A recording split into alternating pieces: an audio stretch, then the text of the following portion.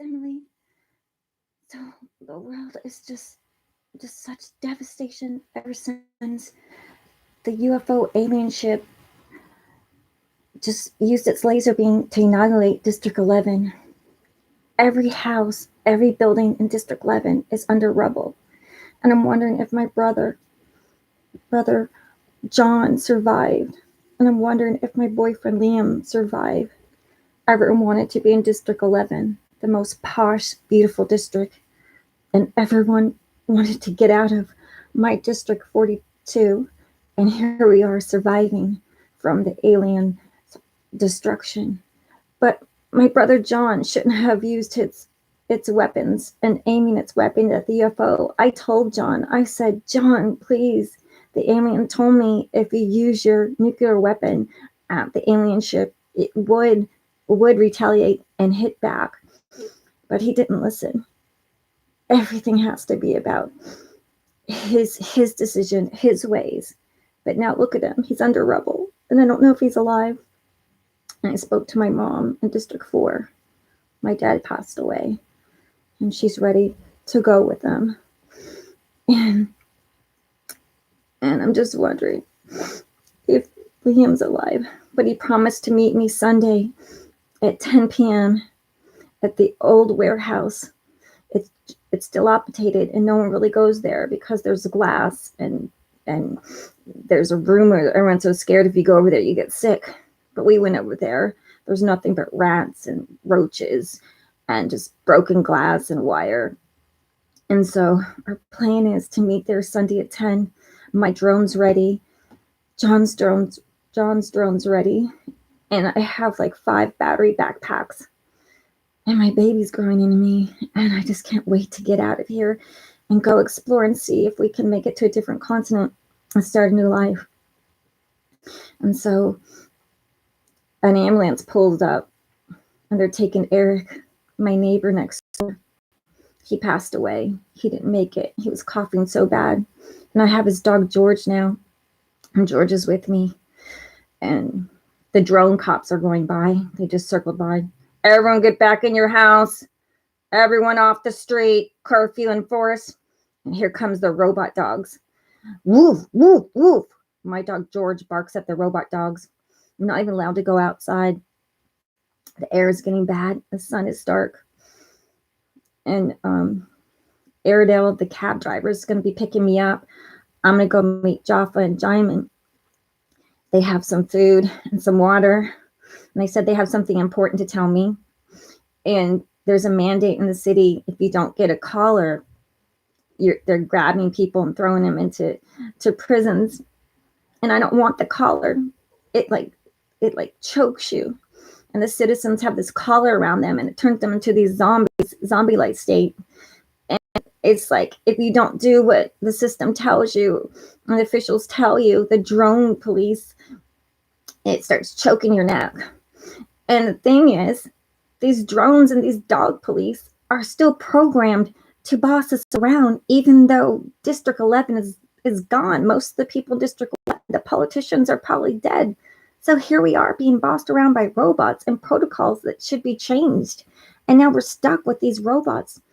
And the people are trying to destroy the robots. They destroyed one robot and it's in this big heat pile. And some of the citizens got shot out by these laser beams coming out of the robots. So we're in such a state. I've got to get out of here. George, I pet George on the back and he looked at me and gave me his paw. I'd have to free George. George, I can't take you up in the drone, but you're just going to have to get out of one of the buildings with a hole in it. And so Airedale, the cab driver, said he would come pick me up. And so I'm so hungry, I need food.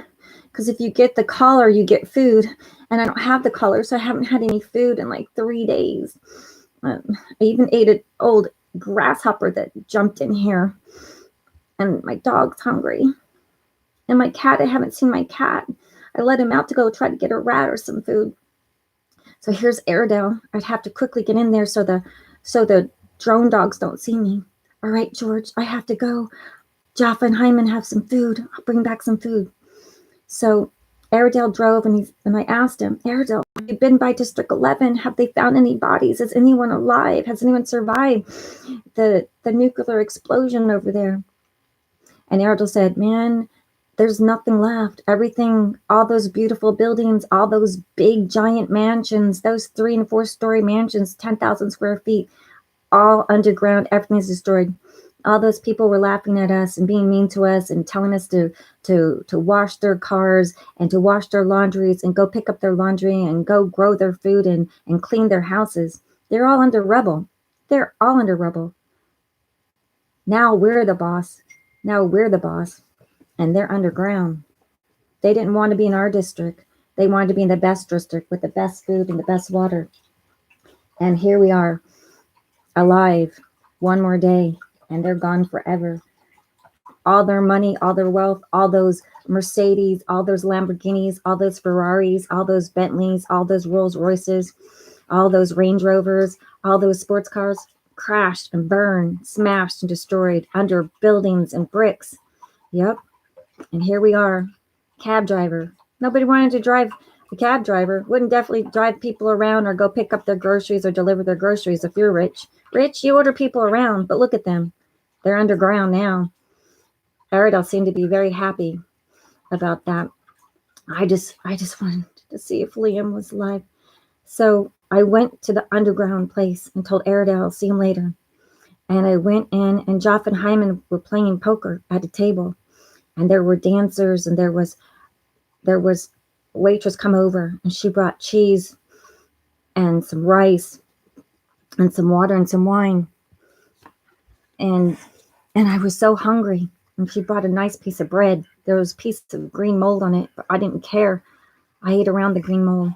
And Jaffa and Jaimin said that we had to find a way to hack the collars off, because without the collar, there's no food. And if you have the collar, you get choked. They choke your neck. They have laser beams that point at you, and it starts choking your neck if you don't follow the protocols. And Jaimin said, we've got to find a way to dismantle the robots. There's no more leaders alive that they've found yet. And I said, is John alive? And Jaimin said, who cares if Jaimin's alive? He didn't do anything for the people. He just cared about himself and politics. And now he's underground like where he should be. And Jaffa and Jaimin were just on a sole mission to dismantle the robots. They're on a remote control system to order the people around, to keep them enslaved, and to keep us prisoners in these districts while District 11 is gone. We're being ruled by robots. And man is destroyed. That doesn't make sense, said Jaffa. Yeah. And then Jaffa said, come with me. And I'm like, where are we going? I was figuring there'd be some food and stuff. And suddenly, 2 people grabbed my arms. What's going on? What's going on? And Jaffa, what's going on? Girl, I told you one day, we'll all sell each other out. It's either you or me. You need to get that collar. And you are a refugee, a prisoner. And I will make $1,000 off of you. That's food for 1 month. So I told you, girl, it's me or you. It's better me than you. You'll make me $1,000 and I need to live. No, Jaffa, you can't do this to me. No, Jaffa. And I was thrown into a room and I was held there. Oh my gosh, I can't believe Jaffa and Jaimin betrayed me. They tricked me for food. And now they have me their prisoner until they're reporting me to the police. They're going to give me the collar. And I won't be able to meet Liam if he's alive Sunday evening. So I was held there all night long. I don't even know how long it was. And someone slid some piece of bread and some cheese under the door. I was just waiting to be taken in to get the collar. I don't want to be a prisoner. I don't want to live like this. But I felt my baby kick. And I'd have to live for her or him.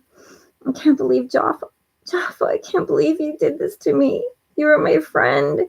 We're underground. We're supposed to help each other, not turn each other in. These are robots.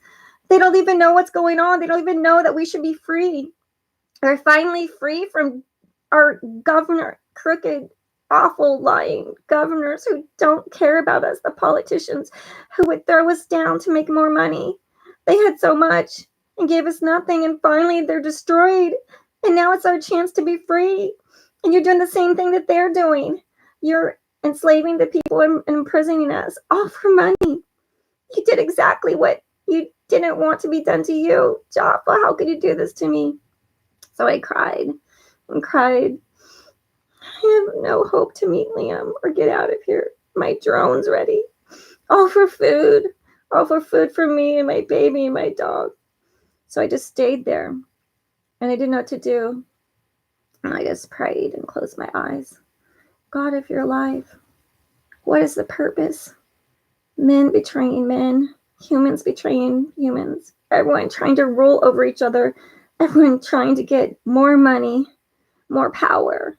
What's it all about? I mean, how much power, how much money can one have?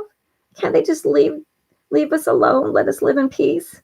If they're living on their private yachts and private islands and they have so much, why can't they just leave us be? They had to put us in these special little districts. Oh, you're unworthy. You're dirty. You're beneath us. You're not one of the rich people. You're not one of the politicians. You're not one of the clean, beautiful people because you're from this family or that family who has wealth and power. And now we're just regular, dirty people that are low lives, just commoner people, working people, laborers, slaves. Oh, your maid, your driver, your laundry folder, your chef, your cook, your masseuse, your grocery store worker, your car driver, your waitress, your cook, your chef, your babysitter, your dog walker, your nanny. We're just here to just be your slave. And now my district, how could District 42 do this? We've been waiting for a chance to be free. So I fell asleep and I slept. It was dark here. I couldn't tell what day it was. And then suddenly I heard a knock on the door. It's probably my time to be turned into the robot cops and the robot police. To be collared and choked forever, a prisoner of life. It's no way to live. I'd rather die, but I have nothing to kill myself with. And then suddenly I heard a click on the door and then nothing. What was that? A click on the door. No one's there. I waited and I opened the door. And I think I saw someone walking down. I think the back of the head was Airedale. Was that Airedale? And the door was open. And so I opened the door and I walked out. Somebody opened the door. Somebody let me out. So I quickly got out of the underground bunker and someone was walking by and I turned my head down and I quickly got out of there. Somebody let me out. Someone opened the door. Was it Airedale? Somebody let me out. Did Jaimin come back and let me out? Jaimin must have done it, or maybe the older twins came by, or maybe Singing Joe. I saw a cigarette on the ground. I smelled a cigarette. Maybe it was Singing Joe. And I heard some singing. Ain't nothing but a wonderful life. I have one life, and I ain't gonna be a prisoner to no one. To be free, free, free, freedom. Free, free, freedom. And he just seemed to hum that. So I took my chance and I got out there before Jaffa would find me.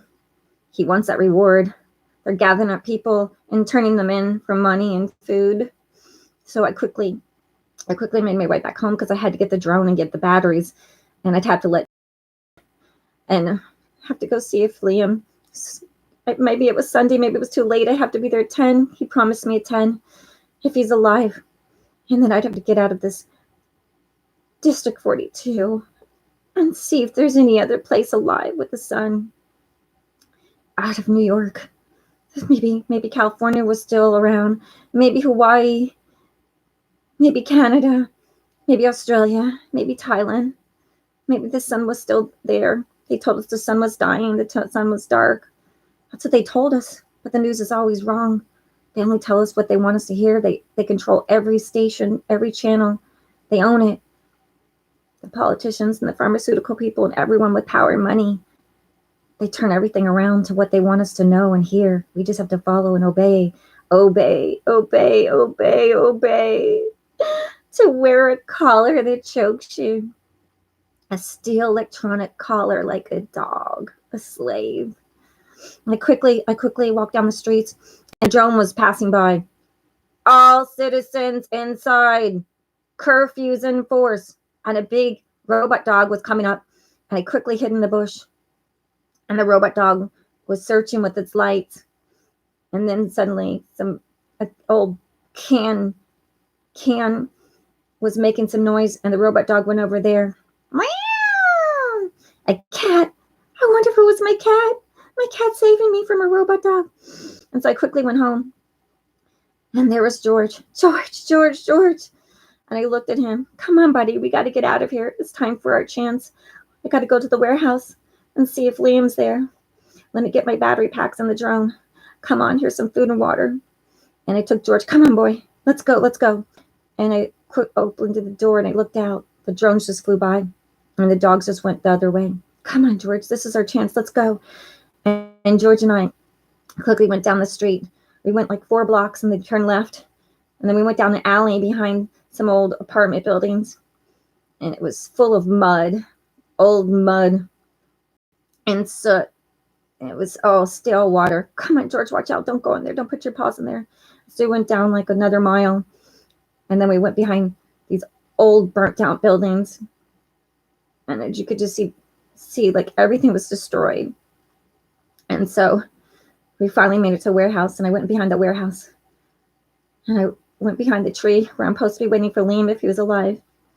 George, you've got to go. If Liam doesn't come here at 10 p.m., you've got to go. I can't take you up in the drone.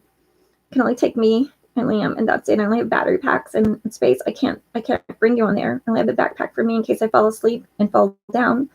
I can't bring a dog. I wish I could. If you were a puppy, I could bring you with me. And George seemed understood. He sat and cocked his head and looked at me and gave me his paw. Good boy. And you know where the hole is and the building. And you run and you run and you go find life and you go find air and you be free. You be free of this horrible place that's been turned into horrible by man. Man, we destroyed ourselves because of greed and power, controlling people and telling people what to eat and how to be healthy and what to inject in our bodies and how to live and who can have a baby and how many babies and what's life and what's not and what we can inject in our body. Oh, you have to take this because we demand this. We made this. We make money, even though it's poison, putting poison in our bodies. Can you imagine injecting steel into your body and putting it into your blood? Can you imagine injecting lethal pathogens and poison? What's graphene anyways? Graphene poison that makes you have no taste and no smell. They're poisonous with everything, with water, with food, with spray in the air. This is no life. This is not life. This is living like in fear and waiting to die every day from this adding up to too much poison in the body or too much poison in the air, too much poison in the water, or living a horrible life with these rules and these robots.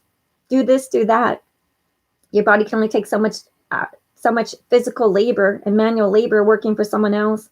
No vacations, no fun. Being bossed around by people and politicians. This is just no life. To have a vacation and to enjoying life is what it's about. And we don't even see the sun here. So I waited for Liam. I waited. It was almost 10 and I fell asleep. And then someone grabbed my mouth and grabbed me. Oh no, I was caught. Ah! I screamed. Shh. It's me. It's Liam. Liam, it's you. You're alive. And I hugged Liam and he hugged me. And we hugged and held each other tightly. We embraced. I couldn't believe it was you, Liam. Liam, you're alive. You made it. And he said, I told you I'd make it. And he held me and I held him. And I said, Liam. And I put his hand on my stomach. And he felt the baby. I'm pregnant, Liam. And Liam smiled at me and we kissed. We kissed that long, beautiful, hungry kiss of passion and happiness and joy. And we kissed. And it was warm and beautiful and everything in the world. It was like explosions and stars the most beautiful stars and the most beautiful sunlight and the most beautiful warmth and flowers and everything beautiful and everything good in the world. And this is a reason to live. This is joy. This is happiness. This is love. This is beauty. And then we looked at each other, and he held my hand, and he put his hand on my stomach, and we held hands. And then suddenly he was like, oh, Liam, you're hurt. You're hurt. You're hurt. And he said, it's nothing. And he held me, and he held my hand. And he held my hand tight, and he gripped it tighter and tighter. And I felt his warm hand, and I felt his warm hand turning colder and colder and colder. And Liam was gone. Liam, my beautiful, lovely boyfriend, was gone. And I looked at him. He came here to meet me. He came to see me. He made it here to say hi to me. And I was devastatedly sad, but happy at the same time that he made it to see me. And he knew that he had a baby, that his life was in me, his seed was in me, and I was able to carry him and remember him.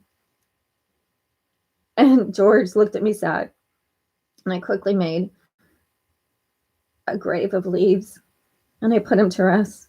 And I knew I better go before the robot police find me and the drones find me. George, it's time. It's time for us to be free and get out of here. I don't know if how far I'll be able to go here, but it's worth it. George, you're free. Go, George, go. Go. And George licked my face and made a little howl. Ooh. And gave me his paw. And then he ran, understanding. And I started my drone. I put the backpack on in case I fell asleep while getting out of here. And the drone started. I had to get me and my baby out of this awful, awful place, a prisoner place, where politicians and rich people think that they can rule the world with their sick ideas and their twisted ideas and putting us all as prisoners. And these robots that are still programmed to boss us around, even though the politicians are gone and District 11 is destroyed from some alien UFO that saved us. And it tried to beg for them to change their ways, but they failed. So now they're destroyed. So my feet slowly went off the ground, and I started lifting up higher and higher into the sky. I went up over the trees and higher and higher. And I was hoping it would hurry up. It's kind of slow, not too fast. And so I started heading to the sky, and I went around District 11. Everything was destroyed. All the cars, all the beautiful, beautiful, beautiful mansions were destroyed, completely destroyed. They wanted all their money and gold and jewelry, the best clothes, the best shoes, the best purses, the best cars, the best homes, the best place, all the food, completely under dirt and rubble, all the twisted buildings. No one was alive. Few people that were alive probably were injured or hurt. And then a drone was coming by. Who goes there? Halt, halt. And then they started shooting. And I quickly moved around because no one was going around District 4 because of contamination. So I just flew around there to get out of the path of the bullets. I just closed my eyes and just kept going and going and going and going. I didn't know if this would be my last breath. But somehow my drone went past District 11 and then no one was chasing me. And I went for hours and hours and hours in the sky, just going and going and going and going and going in darkness. And then it seemed like a day, 24 hours, then 48 hours, then 72 hours. Then it seemed like a week. I had my last battery pack on, and it was beeping yellow. My battery was low, and I couldn't see trees or anything. Then suddenly I saw a light. I saw light. I see light. And I held my stomach, and I felt the baby kick. And on my last piece of bread, I needed some fruit or something, some water. I would have to find water. And I saw light. And I went lower and lower and lower as the battery went lower. And I saw trees. I see trees. I see trees. I saw light. And I looked up. I go, God, I see the sun. They lied to us. They lied. They said the sun was gone. Maybe they always knew that the sun was here. And they wanted to destroy us all to start new. But the sun is here. The sun is shining. And I saw trees. There's trees. If there's trees, there's probably water. And I was going lower and lower and lower and lower and lower, and I saw trees and greens. I don't know what continent this is or what state, but I was just happy to see light. And the drone lowered and lowered, and I fell into green grass and trees. Up ahead, I think I saw an apple tree, or maybe it was a mirage. I saw a river, water, water. And I just thank you, God, for letting me make it. Help me to start new. Let there be other people here that made it out of the cities. Let us be able to find each other and start new. And thank you for letting me and my baby make it to the sun and this new life.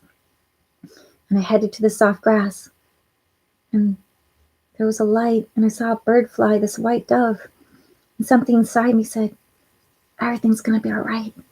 Everything's going to be all right. And I saw a butterfly, and I landed. I made it. I'm free of District 42, that prison. And now I'm free. And I landed, and I just had a feeling that me and my baby were going to be all right, and we'd be able to start new. And then I heard somebody walk up. Hello?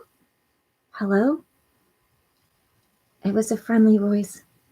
I knew in my heart there was others who made it out of there. We would start new and build a new life and live peacefully and joyfully. And we have a chance. This is the shocking and final collusion of the haunting diaries of Emily Jane. Thank you for listening.